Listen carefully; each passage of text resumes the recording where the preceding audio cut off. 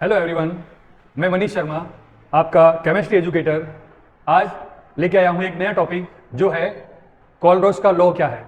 कोलरोस क्या कहते हैं कि हमारे पास एक कंटेनर है और उसमें एक इलेक्ट्रोलाइट को किसी सॉल्वेंट के अंदर डिसॉल्व किया गया है।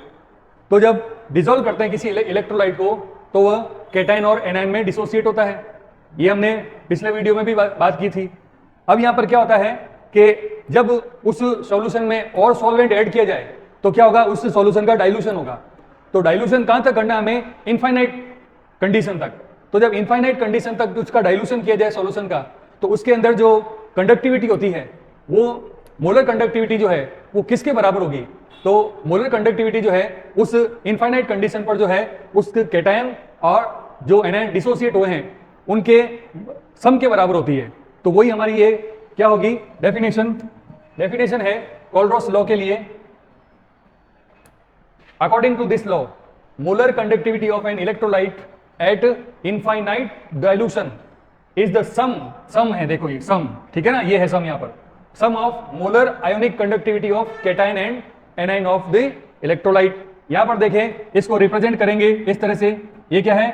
Molar conductivity eight infinite condition है, ठीक है। तो ये किसके बराबर होगी? जो डिसोसिएट हुए हैं केटायन वो प्लस और जो एनाइन है वो माइनस, उनके सम के इक्वल होती है।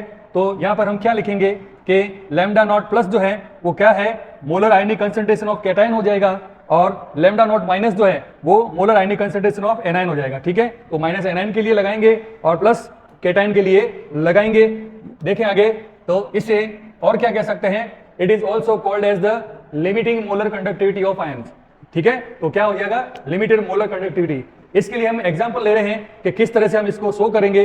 तो हमें पता है कि NaCl जो है डिसोसिएट होकर क्या देता है? Na प्लस देता है और Cl माइनस देता है। Na प्लस देता है और क्या देता है? Cl माइनस, ठीक है।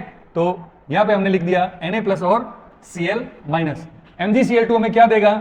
मैग्नीशियम, इसका वैलेंसी 2 है, 2 प्लस हो जाएगा, इसका 2 प्लस हो जाएगा, ठीक है। और 2 प्लस और हमें क्लोराइड आयन कितने मिलेंगे? 2 मोल ऑफ क्लोराइड आयन, ठीक है। और ये एल्यूमिनियम सल्फेट जो है वो हमें एल्यूमिनियम 3 प्लस आयन देगा, Al3 प्लस आयन, और सल्फेट आयन देगा SO4 2 माइनस। और यहां पर सल्फेट आयन है कितने? 3 मोल हो गए, सल्फेट आयन हो गए 3 मोल लिख दिया आगे।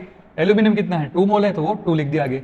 तो अब यहां पर इसका लिमिटिंग मोलर कंडक्टिविटी के लिए फॉर्मूला लगाएं तो क्या हो जाएगा?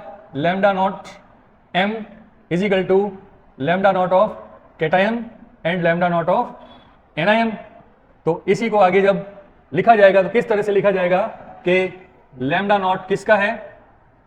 M बराबर lambda not of Na plus ion और lambda not of Cl minus ion. तो 1 mole sodium ion, 1 mole chloride ion, इसको इस तरह से हमने रिप्रेजेंट कर दिया। सेकेंड वाले के लिए देखें तो इसे किस तरह से लिखा जाएगा? Lambda M not is equal to lambda not, यहां पर कौन सा है? मैग्नीशियम आयन है, 1 मोल ही है, तो सीधा लिख देंगे Mg2 प्लस। और सेकेंड वाला कौन है? एनायन जो है क्लोराइड आयन है, तो लैम्डा नॉट क्लोराइड आयन, लेकिन अब यहां पर इसके मोल 2 है तो यहां पर आगे इसको 2 लिखा जाएगा। Next lambda naught aluminium sulphate के लिए lambda M not molar conductivity जो हो जाएगी किसके बराबर हो जाएगी? Lambda naught. पहले हमारा केटायन लेते हैं, एल्यूमिनियम 3 प्लस है, Al3 प्लस, और लैम्डा नॉट सेकेंड कौन है? सल्फेट है, SO4 2 माइनस, ठीक है। अब यहां पर इसके एल्यूमिनियम आयन के कितने मोल है? 2 है, तो इसका मल्टीप्लाई हो जाएगा, आगे 2 हो जाएगा। और यहां पर जो है सल्फेट आयन के 3 मोल हैं, तो यहां पर मल्टीप्लाई 3 से हो जाएगा। तो इस तरह से इनको रिप्रेजेंट किया जाता है मोलर लिमिटिंग मोलर कंडक्टिविटी को कोलरोस लॉ के अकॉर्डिंग। नेक्स्ट अपन लेते हैं एक क्वेश्चन जिसमें कैलकुलेट करना है, calculate the lambda M not values of calcium chloride and magnesium sulphate with the help of data. ये हमारे पास में डाटा दिया गया है, डाटा गिवन डाटा, ठीक है। ये गिवन डाटा हमारे पास में क्लोराइड आयन के लिए ये दे रखा है 76.3 siemens centimetre square mole inverse.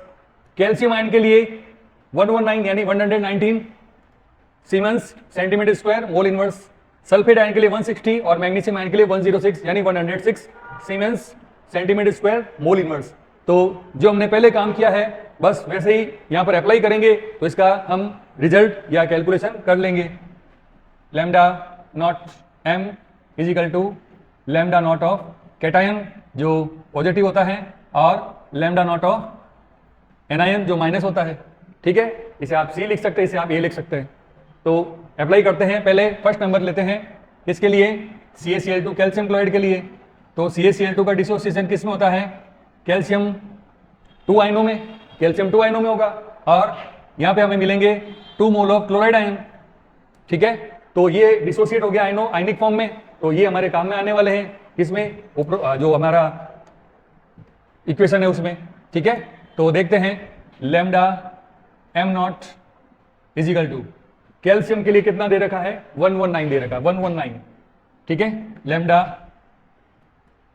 119 दे रखा है और क्लोराइड आयन के लिए 76.3 है, 76.3 है और यहां पर जो है मोल 2 आगे हैं क्लोराइड आयन के, तो इसको हम क्या करेंगे? मल्टीप्लाई कर देंगे 2 से। ठीक है, तो इसके लिए आ जाएगा lambda m not is equal to 119 और इसको मल्टीप्लाई करेंगे तो हो जाएगा 6, ये हो जाएगा 2 और 152.6, इसको ऐड कर देंगे तो lambda m not is equal to, इसको ऐड करते हैं तो ये हो जाएगा 0.6, 9, 10, 11, 12, 11 हो गया, 5, 6, 7 हो गया और 112। तो इसका यूनिट लगा देंगे, ऐड हुआ है तो siemens centimetre square mole inverse. ठीक है, तो ये तो कैल्शियम क्लोराइड के लिए रहेगा। एक और देखते हैं मैग्नीशियम सल्फेट के लिए। तो नेक्स्ट लेते हैं लैम्डा, पहले लेते हैं उसको डिसोसिएट करते हैं यहाँ पे। तो MgSO4 जो है मैग्नीशियम सल्फेट है हमारे पास में, MgSO4 जो कि डिसोसिएट होकर Mg2+ आयन देगा और सल्फेट आयन देगा। ठीक है, तो यहाँ पर देखें ये इस प्रकार से डिसोसिएट होता है Mg2+ की फॉर्म में और SO4 2- की फॉर्म में, दोनों के एक मोल ही है तो इजी रहेगा ये। Lambda m not is equal to lambda not for cation, positive वाला कितना है, और लैम्डा नॉट फॉर एनायन के नेगेटिव वाला कितना है। तो यहाँ से देखें lambda m not is equal to magnesium ion के लिए कितना है वैल्यू और सल्फेट आयन के लिए कितना है। तो मैग्नीशियम आयन के लिए 106 है और सल्फेट आयन के लिए 160 है, तो 106 और 160 ये इसकी वैल्यू है मैग्नीशियम आयन की और ये सल्फेट आयन की। तो यहाँ से हमें मिल जाएगा lambda m not is equal to, ये 6 हो गया, ये 6 हो गया और 112 Simon centimetre square mole inverse. तो ये सिंपल एग्जाम थे, मोलर कंडक्टिविटी एट इनफाइनाइट पर हमने पता किया है। उम्मीद है ये वीडियो आपके लिए बहुत यूजफुल रहेगा और क्लास 12 के लिए है ये वीडियो। तो यहाँ पे हम क्लास 12 के इलेक्ट्रोलाइट चैप्टर से है ये रिलेटेड। ठीक है ना, तो इलेक्ट्रोलाइट का ये इलेक्ट्रोकेमिस्ट्री से, ठीक है, इलेक्ट्रोकेमिस्ट्री। तो इस तरह के क्वेश्चन के लिए आप प्रैक्टिस कीजिए और नए नए जो है इसके लीजिए आप एग्जाम्पल और उनको सॉल्व कीजिए। Thank you.